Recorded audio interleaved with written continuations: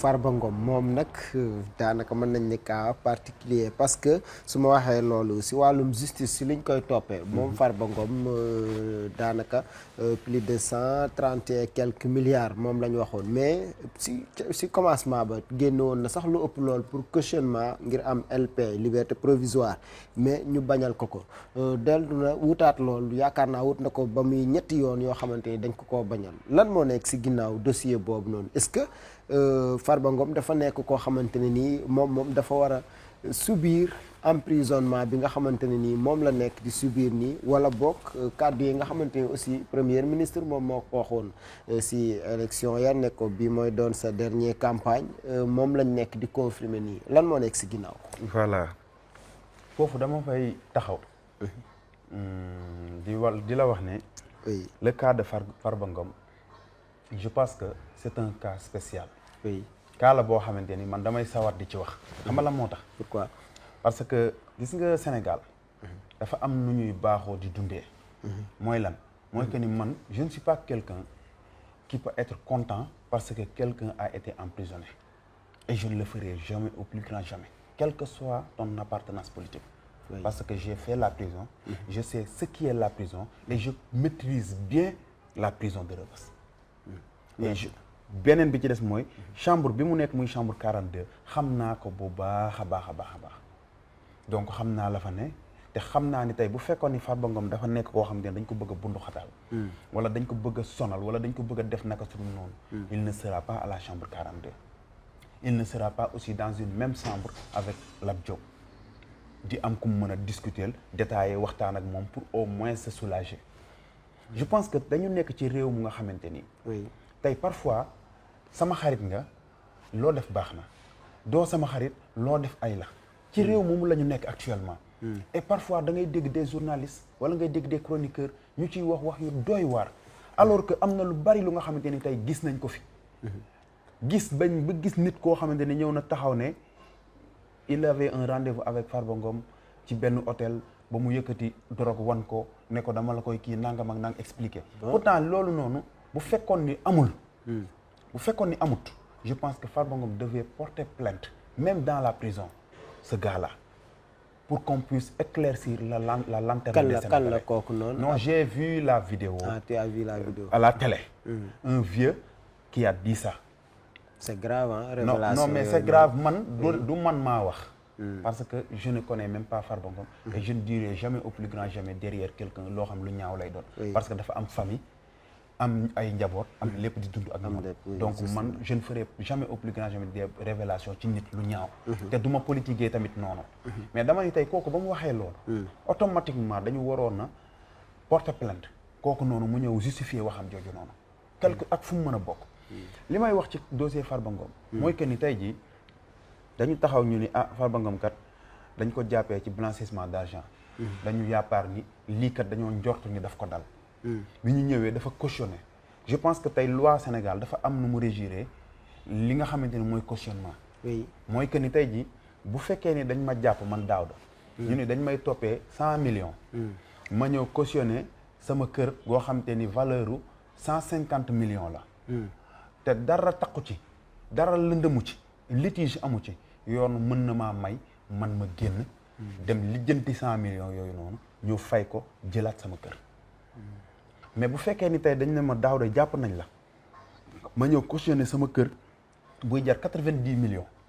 ba pare daal di cautionné benn terrain boo xamante ni mu ngi ci turu Abdou Aziz à 10 millions muy 100 millions man ne dama koy cautionné pour génn yoon bu ko neexee mu ne ma Daouda mënoo génn ndax rien ne nous prouve que lii boo génnee tey te fayoo xaalis bi Abdou Aziz mënul taxaw ne sama terrain jox leen ma ko parce que je n'ai rien à voir avec ce problème là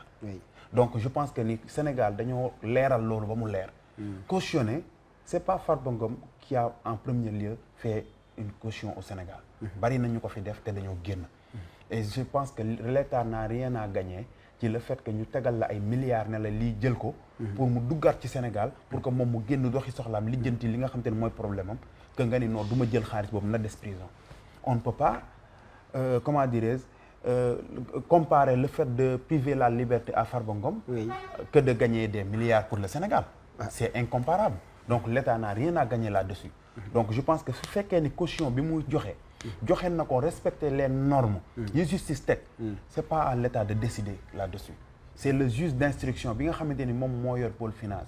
moom ak le procureur ñoom ñooy décider ci son sort bàyyi ko mu génn et je pense que ni tey loolu bu amee bientôt di nga ko gis ci biti. très bien merci beaucoup ñu waxtaan aussi beneen ponk muy soxal sortie bi nga xamante ni Ngagne Demba Touré ak aussi Jean-Michel Sène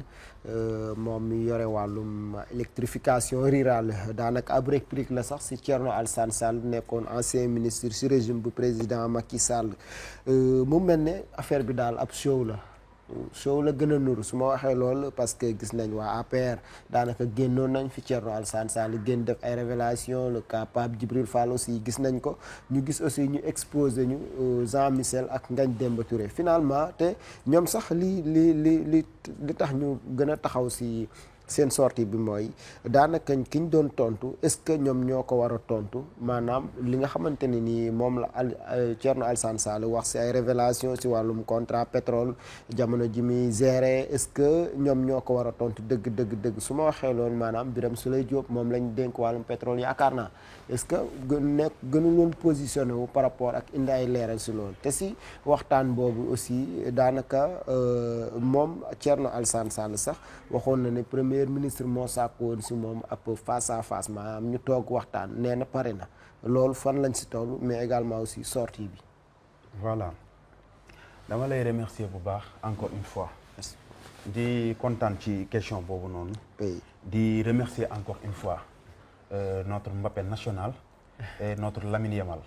ñi nga xamante ni tey jii kenn naatablewul seen bëgg guñ bëgg réew mi kenn naatablewul aussi tamit seen engagement politique. bi nga xamante ni tey ñu ngi koy def. te tey seen sortie boobu noonu. c'était une demande nationale. parce que tey damay am fierté man. bu may gis des jeunes de leur âge. di bokk ci les instances de décision. des jeunes de leur âge. di diriger des directions. pour wan Sénégalais yi ne donc li fi amoon. mooy que ni tu dois être un vieux. buy doxee bant ñu lay jàppoo ngay mën a bokk ci instance de décision yi. Tu dois avoir plus de 60 ans ou bien 50 et quelques années pour pouvoir être un ministre de la République. Je pense que tey ñun Sénégal dañu ameel njukkal le président Ousmane Sonko. ndax man à chaque fois que may gis yenn yi damay am fierté totale. dama naan man musuma woon a xalaat ci àdduna ne un jeune de 29 ans dina diriger ab direction. dem ba nga xamante ni parce que au Sénégal dañu baaxoo di def ni yow si tu as 22 ans tu es à l'université. yaa ngi dem 29 ans yaa ngi jéem a chercher sa master wala yaa ngi xool nan ngay def ba am sa troisième cycle wala leneen ak leneen waaye xalaatoo sax yow nekk ab député bay nekk leneen soo demee tey assemblée nationale énergie ba fay dégager ngay gis gars yi ni ñuy def kenn ku ci nekk di wane ni sama gox dafa war a feeñ sama gox dañ ko war a liggéey énergie bu positif bu fay génnee nga xam ni bon c'est le temps de la jeunesse mu nekk loo xam ne ñëpp dañ koy rafetlu yow mi jeune man keneen ak keneen yëpp dañ ko war a rafetlu Thierno Alassane Sall bi mu génnee li mu wax. parfois man dama naan am na yoo xam te ni man du ma ciy attardé wu. parce que Thierno Alassane Sall connaît mieux que quiconque Ousmane Sonko. il connaît très bien Ousmane Sonko. beneen bi ci des mooy dafa am lu bari lu ko metti loo xamante ni tey jii moom au fond de lui du ko mus a baal le président Ousmane Sonko. lan la. voilà Thierno Alassane Sall ci biir partem daf ci nekkoon ci opposition bi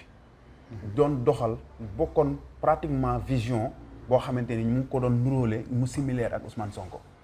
ñu nekk di ci liggéey bu am solo maa ngi gis benn post boo xamante ni publier waat nañ ko boo xam Ousmane Sonko defoon na ko ci moom mais ku xam Ousmane Sonko xam ni yàlla sax daf ko may parfois mu mel ne koo xam ne dafay prédire à travers ses textes mu ne il semble dafay nuróog nit ku am jub nit koo xamante ni si gàttal daal dafa magnifié woon si wàllum waaw non magnifié Ousmane Sonko a le droit de magnifier sax mais il n'a pas dit que ni Thierno Alassane Sall da ngaa jub da ngaa baax da ngaa def nangam mais daf ni ko tu me semble tey bu ñëwee tey taxaw mën nañu taxaw ne dañuy vaar Ousmane Sonko mais ce qu'il avait dit c'est clair parce que non seulement ci biiri waxam gis na ni lu superficiel la gis ci moom mu jàpp ni tey jàppee na ko nit ku nga xamante ni nit ku am éthique la te tey Thierno Alassane Sall normalement bu fekkoon ni mu ngi ci ligne bi mu nekk ak li nga xamante ni moo superficiel woon ci ay mbiram nekkoon na lu am lu réel Thierno Alassane Sall devait être avec ce régime là ndax ñoo bokkoon luñ doon xeex mais bu fekkee ni yow peut-être yow da nga ni man lay doon wala du doon keneen parfois mooy indi yenn frustration yi gis nga la jeunesse de Thierno Alassane Sall man j'en connais des gens République des valeurs des gens pertinents yoo xam te ne ñu ngi woon ci kii Thierno Alassane Sall bi ñu demee ba élection présidentielle yi jeex ñu jëm ci élection législative yi sa jeunesse dañu ko demandé ne ko na ñëw mu ànd ak Ousmane Sonko ci élection législative parce que dañu bëgg xam nañu ne Ousmane Sonko li muy doxal nii ñoom idéologie boobu noonu moo nekk ci ñoom mais il a catégoriquement refusé ça à sa jeunesse bañ na loolu du ko def ñu tordul ko la même mu bañ pourtant jeunesse am bi dañu tourné 13 personnes presque dañu génn wan ko ginnaaw ñii dem teg seen mouvement ñii ñëw dugg ci biir Pastef tey je peux dire que ni tey Thierno Alassane Sall ne peut pas mobiliser 100 jeunes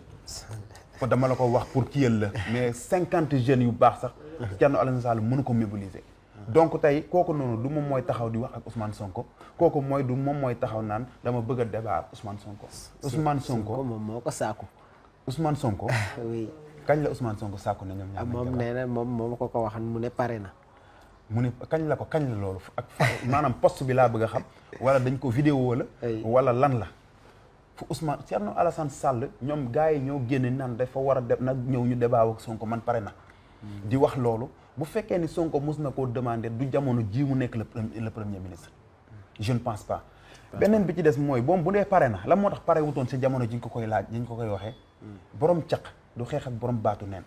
en plus Ousmane Thierno Alassane Sall amut lu war a mën a tax mu taxaw ak Ousmane Sonko di débat ak moom ndax lan mooy que ni tey ji Ousmane Sonko a derrière lui des gens qui peuvent laminer en une fraction de seconde Thierno Alassane Sall donc gis nga xam nga lan moo amatul ci Sénégal actuellement mooy comment dirais-je genre kii bi fi amoon maanaam ruseel wala boog dem ba nga xam te ne da nga am benn faiblesse devant quelqu'un